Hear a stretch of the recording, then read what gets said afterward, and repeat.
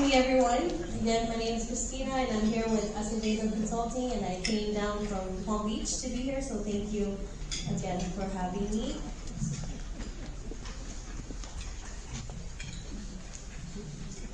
So, my presentation, like they said, is regarding risk adjustment and changes with B28. So, before we get into the changes, let's go ahead and go over the agenda. So, we're going to do a quick review of risk adjustment, and then we're going to go over the summary of HCC changes with B28.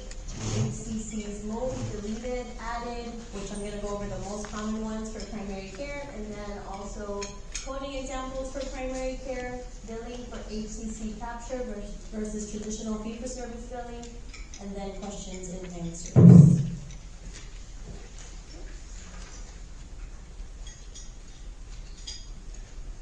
Our disclaimer. So really quick, our disclaimer is just basically saying that the information is current right now while I'm presenting, but as changes come up, you guys are responsible to keep up with these changes just to make sure that there's nothing that you're leaving on the table or that you're missing.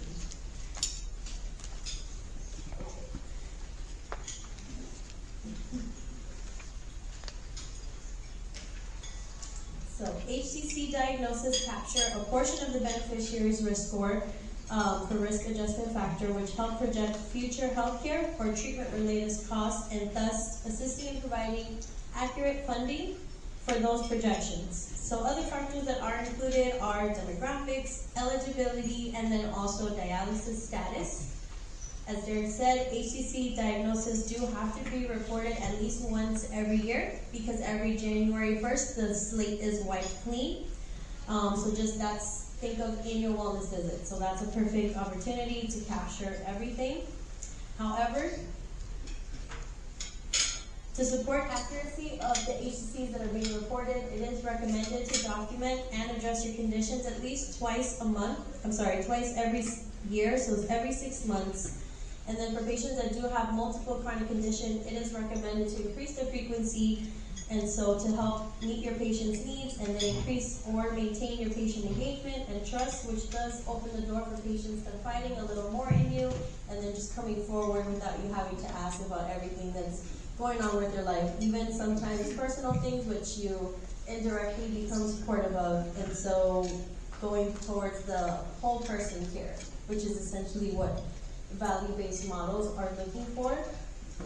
So me personally, I do have a relationship with my PCP since 2010. So she's been my PCP ever since. When I was 2 days old, I was actually diagnosed with polycystic kidney disease, and then I had the same nephrologist for 18 years. So fast forward, when I turned 18, I had to see a new doctor, and I cried because this was the only doctor that I knew. And so I only saw him one time, just because I was just not in the same place as my other doctor, so I didn't go back to him. Fast forward, almost 10 years later, I was diagnosed with end-stage renal disease and ended up getting a kidney transplant, which was almost 10 years ago. So to this day, I do still have the cell phone of my kidney transplant doctor. So for me, relationships with doctors is a very important thing. So something that my transplant surgeon actually taught me was that, patients, we have only one of us versus doctors have 1,000 patients. So that's something I always took away from him. Unfortunately, in the healthcare system, it is easy to get lost. So anyways, the point of saying that is that being a patient my entire life has taught me that how you perceive your healthcare provider to be can really make a huge difference in your health outcomes, unfortunately. So in the case of most of the population that you are currently caring for, a lot of them are elderly, and so some of them may be by themselves, or they may be just dealing with a lot of problems, and maybe they don't have a lot of support. So you guys being involved in their care and engaging them more often can really help make that difference for them. That's it. That's all I wanted to say with that. Now, with that being said,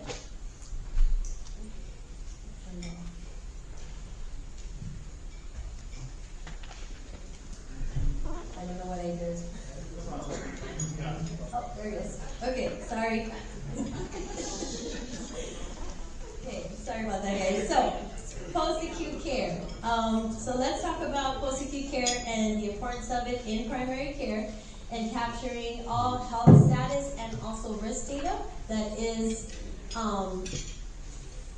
that has to do with like during your wellness visits, for example. That's a great example of why post-acute care is so important. This includes any chronic conditions and then also your patient's care team.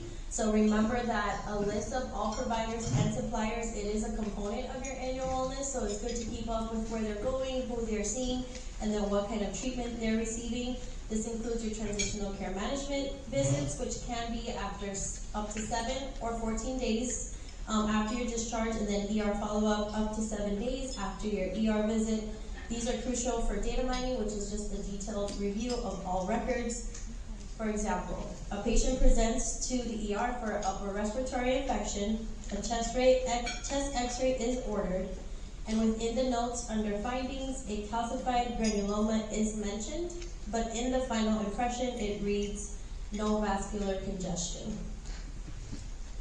And so although the granuloma was unrelated, it was still an active condition affecting the patient's current health status and patient's health outcome. So just keep in mind that these incidental findings, they are just that until it is put into your assessments and captured in your claims as part of your assessment. So coders are not allowed to submit codes for these findings unless you have already confirmed it during a face-to-face visit with your patient. So I remember actually one record that I had reviewed for risk adjustment, it was for a patient that was being seen for diabetes and hypertension. And so in reviewing the records, I actually found an order for a prescription for an ostomy, which I thought was really weird.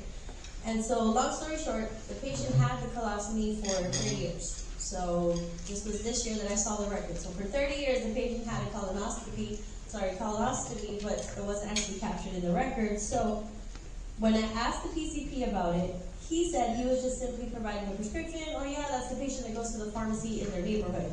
But he had no idea that the ostomy was actually a risk-adjustable diagnosis and that it helped with the RAF scores.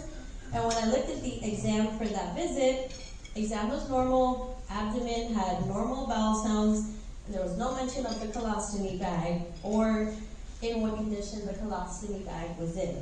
So that's just a good example of how indirectly these things can be missed. This can happen to anyone, no thanks to your EMRs, which are cloning your notes, visit after visit, along with your ancillary staff, which are helping to document part of the note. So, and preparing for the visit ahead of the provider. So there's a lot of hands in the chart sometimes, so it's very important when you guys are signing off your notes that you remember you're validating that everything is accurate for that data service. So just double checking these little, what could be conflicting information, and that is actually something that auditors like myself are looking for, unfortunately. So we're looking to pick out those things. ICD-10 codes. We have transplants, dialysis, morbid obesity, when patients do have a BMI of 35 or greater and they have at least one comorbidity, paraplegia, quadriplegia, amputations, AIDS or HIV status, chronic or debilitating neurological condition, ostomies, could be for respiration, feeding, elimination, and then ventilators. So the most important takeaway from this quick review is your annual wellness visits, preventive cares, your post-acute care, like your transitional care management visits, ER follow-ups, and then documenting to support your increased specificity. So, is it stable? Is it mild? Is it moderate? Is it severe? Is the condition in remission? Or in the case of dementia, do they have behavioral disturbances? So all these little details can help modify the risk score of the patient, and this is through your code reporting. And then last but not least, data mining, review of records for incidental findings. Mapping changes with V28. So every year CMS publishes a mappings document, which is essentially a list that identifies all of your ICD-10 codes that are related to an HCC. So this includes your payment models for primary care, fee-for-service, which is the V24 and V28 models that we're currently blended under. end-stage renal disease, and then your prescription HCCs. So this list is actually updated every October 1st, and it aligns with the ICD-10 changes, because ICD does update every October, unlike CPT, which is every January. So the only source of data for risk adjustment is your ICD-10 codes, your health status, and your health risk, in order for that to be captured. So this is actually why your annual wellness visits and post-acute care are the most important services you will hear referenced often when discussing risk adjustment. This is what drives your value-based payment models. They intertwine your performance in their world, your RAF scores, and efficiency, which in their world would be how often is your patient seeking healthcare outside of your practice or translating into cost, basically. This is why your wellness, you are required to report who the patient is getting care for as a whole, as a whole, and then what is the patient dealing with in regards to how they think, how they feel, how are they interacting in the world, how are they caring for themselves, and then do they understand the medical treatments and regimens that they're on. This is why CMS gave primary and specialty care that add-on G2211 code for HCPCS that gives you a little more reimbursement, because they understand the extra cognitive load that it takes to be able to manage these patients and be the focal point for all of their healthcare needs. So the number of HCC categories did increase, so from 86 to 115. There are fewer HCC codes, even though there's more categories, because the number of HCC codes decreased from 9,797 to 7,770. So some HCCs were renumbered and renamed. New HCCs, some diagnosis codes that didn't, now do map to HCCs. And then the constraining part of it is where related HCCs are given the same coefficients. The shift to the V28 model is mainly motivated by the need for greater specificity and accuracy in predicting healthcare costs. The V24 model was originally based on a less specific ICD-9-CM coding system, and it lacked the granularity provided by the ICD-10 system. Clinically based adjustments were necessary to ensure the diagnosis were solid predictors of cost. So the benchmarking year also changed in the model transitions. For V24, the benchmark year was 2017, with expenses based on dates of service from 2014 through 2015, and then the V28 benchmark year is 2020, with expenditures from 2018 to 2019. The link for the resource for this is going to be included in your packets. For calendar year 2025, V28, the transition from V24 will be 100% phased in, using the 2025 ICD-10-CM codes mapping document, which will be effective now October 1st in 2024 through next year, September 30th, 2025.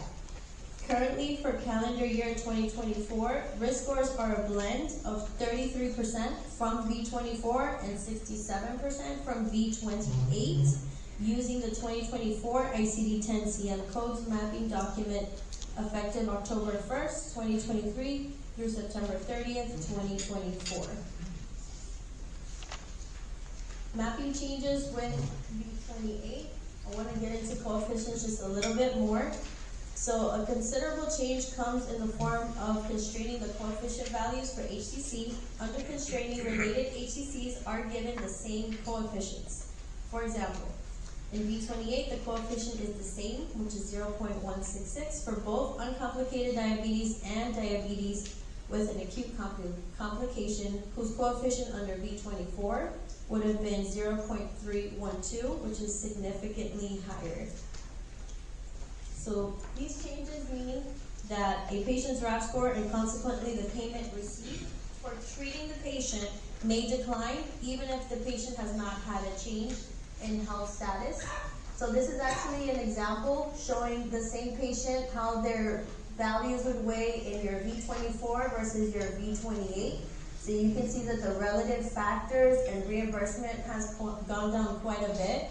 So originally for this patient that has AFib, diabetes with PVD, chronic systolic heart failure, and a toe amputation, were once paid at $70,525 versus now in V28 is $12,961. So you can see the decrease, and I see the head shaking.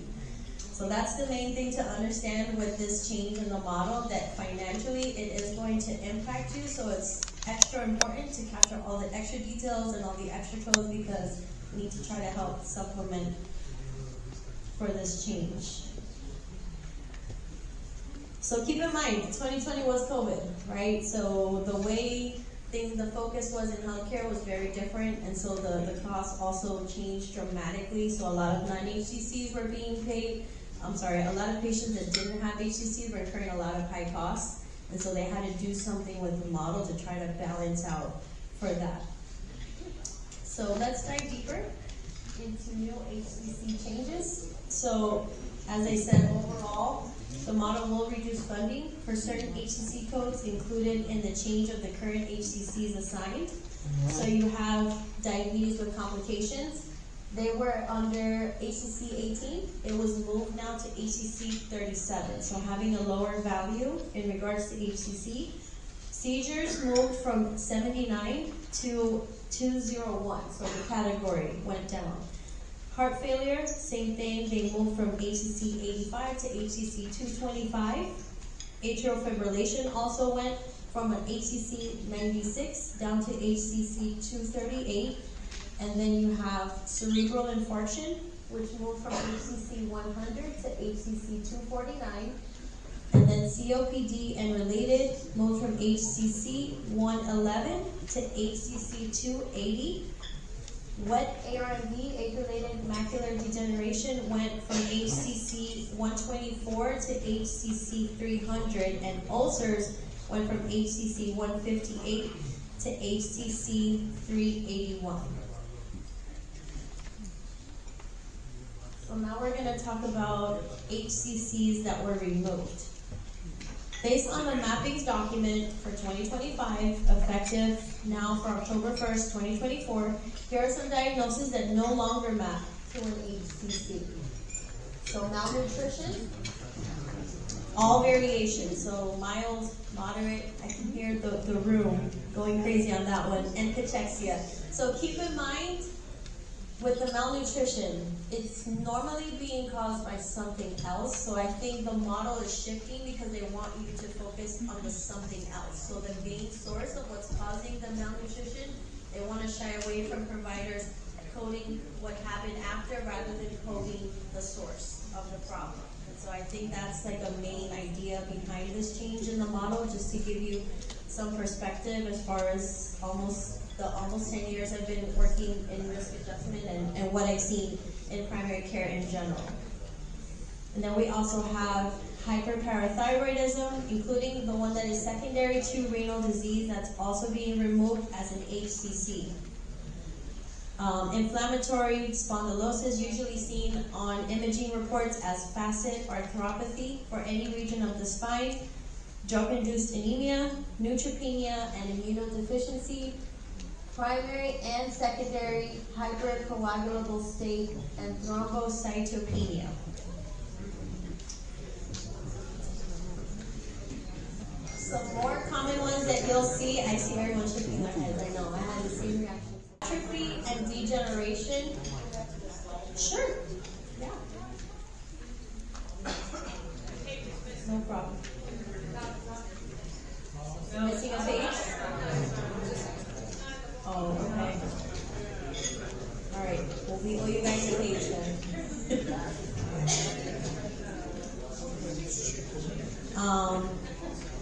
Sorry, guys. Okay.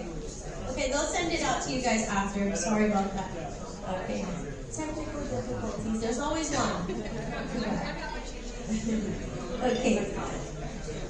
Also being removed. I knew this was going to be the part of the presentation and I told Derek that. There's going to be a lot of conversation and I'll just give my opinion. I feel like personally in the last 2 years we've been learning all of these, right? Learning the behaviors, learning where to find them, and as soon as we're like, okay, we're finally getting it, CMS is pulling the rug from under our feet, so as expected. That's just how the game goes, unfortunately. So I'll keep going down the list. Cerebral atrophy, degeneration, atherosclerosis, and yes, all of the atherosclerosis codes have been removed unless they have ulceration or there's dissection or a rupture, which we know that means they already need treatment. So unfortunately it's not as predictive, but that's just unfortunately how this model is working. So that's why I'm here to let you know what these changes are so we can mentally prepare how to move forward. So abuse of alcohol and cannabis use codes and mental health codes in remission specifically, like bipolar and major depression, and then you saw the PVD also at the end there. Angina and related coronary artery disease with angina codes are also being removed. And then amputation of the toes, along with sequela. So it's just the toe amputations that are being removed. So if they have other amputations, they still do count under HCC, in case anyone was wondering.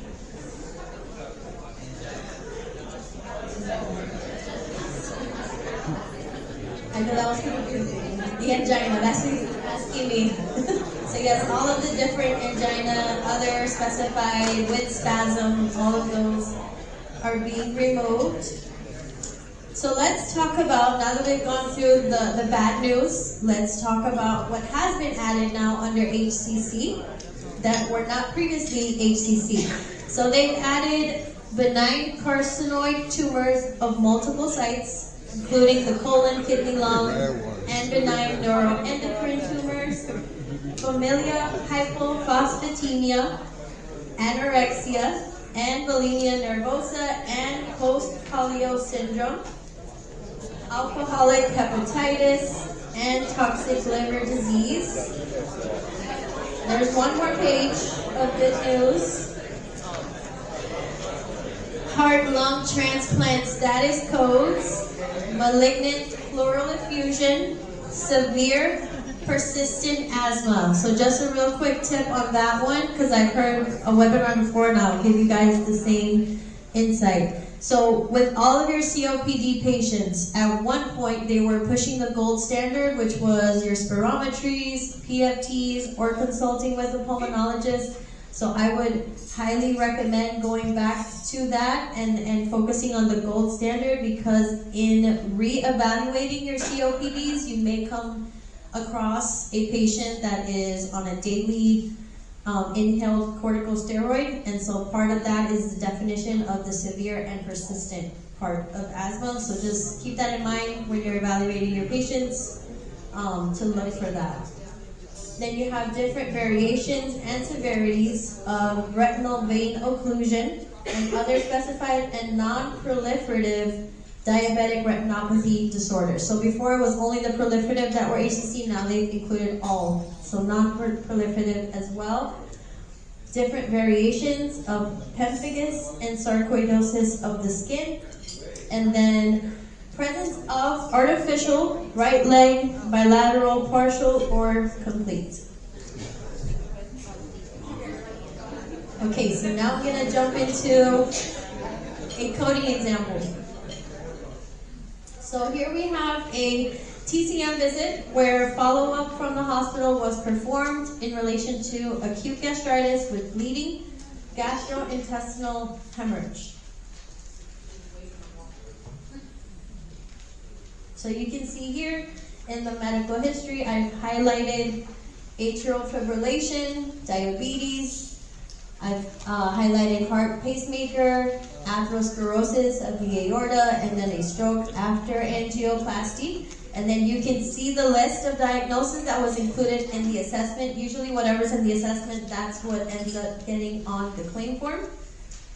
So on this visit alone, there were 3 HCC opportunities, as you can see, because the ones I've highlighted, they're not included in the assessment. And so Unfortunately, these could not be coded due to the lack of specificity in the care plan. Assumptions within the clinical context of a progress note are not allowed for coders and auditors, unfortunately. So for example, I did see there was metformin on the med list. Patient does have diabetes in the medical history, so naturally we would assume the relationship, but unfortunately for coders, we're not allowed to just pull out the diabetes from the medical history and also associate the medication and just code it. Unfortunately, it has to be put in the actual assessment for your patient visit. And then another thing I found was that the patient was taking a statin, and they also had the atherosclerosis listed in the medical history, which could be argued. But for AFib, there was actually no clear indicator that the long-term anticoagulation or that the pacemaker was related to it. So unfortunately, nothing can help us tie together active disease for the atrial fibrillation. And there's also noted here that the reason for the hospital admission, it was never mentioned in the assessment. So that's just because they didn't add the diagnosis? Mm-hmm. Okay, so it's like they didn't know that they once put the diagnosis. Yep. Even if you're not specifying this is for atrial fibrillation. Correct. For coding purposes, how the EMRs are picking up the codes, but that's separate from documentation requirements, of course. But yes, that's like the technical way that you get it onto your claim.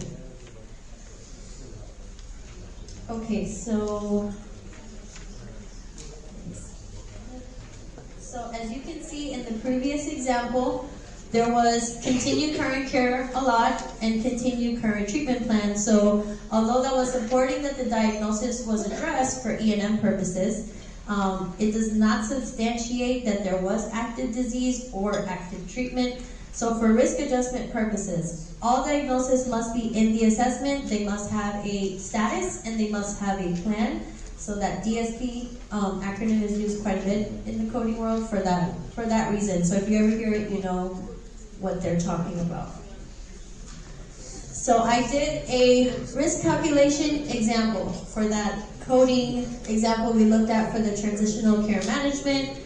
So we had the interstitial lung disease and then major depression, which you can see here the relative values and how it would translate in dollars. So $7,153. Now let's look at it with the additional HCCs that were in the medical history but not actually captured. So you can see now we've added the diabetes, which is an additional HCC, atrial fibrillation, and atherosclerosis. So now, same patient, just fully coded now, the reimbursement would have been $12,566. Sorry, the funding. So basically the way that CMS translates risk into dollars is they have a formula.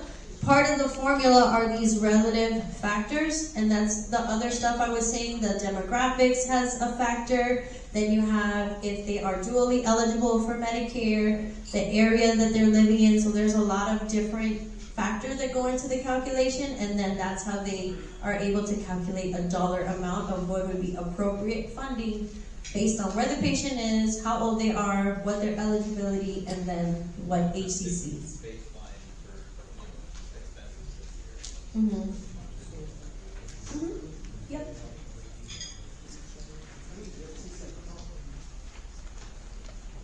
So, the more detail that you can capture in your notes, the greater specificity with ICD-10 coding.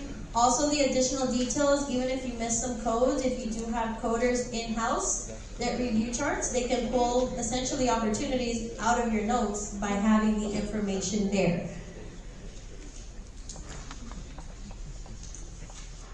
Okay, now we're going to switch gears a little bit, and we're going to talk about billing and coding with risk adjustment.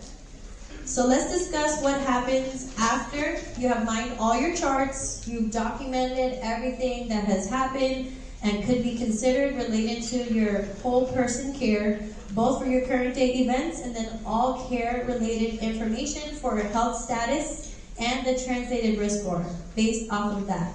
So let's talk about how does that work. So something I've learned in almost the last 10 years of working is that in order for an ICD-10 code to be captured for risk adjustment purposes, it must be included in a service line in the claim. So in your physical claim form. And it's part of the list of your diagnosis. So I was actually working on a project back in 2015 with the ACO that I was a part of. And so there were thousands of lines of claims data, but ultimately it all had the same pattern. If the ICD-10 code was not physically associated on the claim, and that's something your billers can help explain that physical part. I'll give you an example here, a visual, but they were not getting picked up. So unless it was tied to a service line, it was not being picked up on the claim. So your claims are telling Medicare the story of what is going on with your attributed population from your perspective. So how much are you contributing to painting that clinical picture of your current health status or risk score via your electronic claim encounter submissions? Let's go to the next slide so you can see how do we do that. So in order for your system to pick it up, all the ICD-10s listed on the encounter, as I said, must be associated. It could be a CPT or a CPT2 or a HCPCS code. These are just different terms for different types of services or supplies that are given to the patient and how they're translated on the claim. That's all that is. So this is done by inserting the number pertinent to the order of the ICD-10 CM listed on the claim. And then each of your claims can include up to 12 diagnoses. So if you do exceed more than 12, there is a way in the system to be able to send out more than one claim for one date of service. Some EMRs actually do it in the background. So I have business cards if you guys want to reach out, but there is a way. I know eClinical and Athena, it's just a setting, turn it on, and the system will automatically split your claim. So the billers aren't having to manually do that process. And then your codes must be active as well on that date. But again, that's more your billing team. So let's look at this visit and see how we can apply that concept to what I mentioned based on what we find in the note as far as documentation. How can we translate that into a code that we can then use to associate those ICD-10 diagnosis codes? So here for this, I'm sorry it's a little blurry. So for hypertension, you can see within the note that they are actually taking atenolol. So that's a beta blocker. In the HCPCS coding book, there is a code that represents that beta blocker therapy is currently being taken or has been prescribed. So that's how easy we can essentially pull up, right, create these codes to help us when we have patients with 20 diagnoses, 25 diagnoses. I've seen patients with 40 ICD-10 codes on one date of service. So we have to get very creative on the billing side. And we're trying to figure out how many codes are we going to be able to add based on what you guys are documenting. Then we have under hyperlipidemia, you have atorvastatin. So there's a code for that. G9664, it's used to indicate the patient, again, currently taking the statin or has been prescribed. And then they also have one for Coumadin. There's a lot of different types of medications that do have these reporting codes.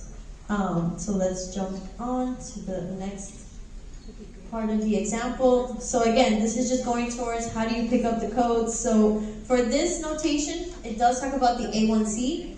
And I'm sure you guys might know this from Medicare Advantage, but the 3044F, which is an A1C less than 7.0, that is a reporting code. We can add that on the claim as well, so you can link more diagnosis. And then G8427, which is medication review. That's essentially what that code is for. So now I'm going to show you how it looks on the claim. So this is actually an image from eClinical Works. So some of you may or may not be familiar, but this is the actual claim screen. And so you can see I've highlighted, right? So this is where your ICD-10 codes are, and you can see they're numbered, right? Up, in this case, up to 10.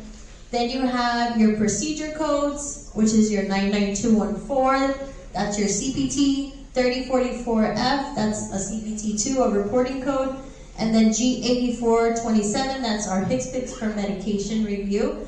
So each code can hold up to 4 diagnoses. So again, this is more of a billing thing, so this is going to be a super quick. I'm not going to get more into detail on it, but you can see here for the visit code, We've associated the first 4 diagnoses listed for that encounter.